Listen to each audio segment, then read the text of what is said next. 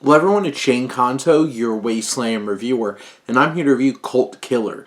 And this is from director John Keyes and writer Charles Burnley. And this focuses on Alice Eve's character, Cassie, who is a private eye, along with her mentor, played by Antonio Banderas. And she gets pulled into this case in this Irish town where there's some horrible things going on and some dark secrets from this rich family. And she finds this connection with this young woman played by Shelley Henning, Jamie. And this film, it's this dark, ominous crime thriller mystery. And there's some elements that really work. The one that really works the best is Antonio Banderas. He mostly only appears throughout this film in this flashback of Alice Eve's Cassie having this conversation with him. Just everything that he says, you believe in, you feel. He really sets up the heart and soul of this film. But the thing is, he's not really in it much. And I feel like Alice Eve's character, I think she does a fine job with what she's given, which isn't much. This isn't a particularly interesting character.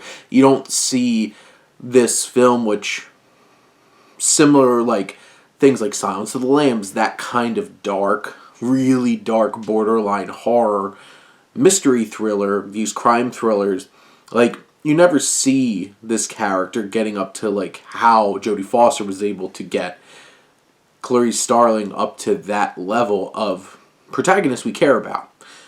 I would say Shelley Henning's character, Jamie, is a really interesting character. She's a bit of a wild card in the film. She shakes things up and is probably the most interesting and dynamic element of this mystery. Because when you're working with it, it's very obvious what's going on. It's very obvious who aren't good people. It's very obvious what's been, who's causing all this pain. I do appreciate that, this does have a bit of bite. There's some blood, there's some guts along the way in this one. But generally what Keyes does with this film, along with his cinematographer, Austin F. Schmidt, it doesn't really feel it has this dark tone to it. It has this dark atmosphere, but it never really stands out on its own in terms of personality. And some of the editing and some of the shots don't feel as pristine, and you could kind of take it out of some certain important moments. And overall, this is a film that really doesn't surprise you, doesn't really drive home some of the promise of what this premise has. And it just has some fleeting elements, a couple of actors that are really big standouts, and all I could hope for is Antonio Banderas' character getting some kind of spin-off. I actually get to see him on a case, which I would love to see that, because he was the most interesting part of the movie.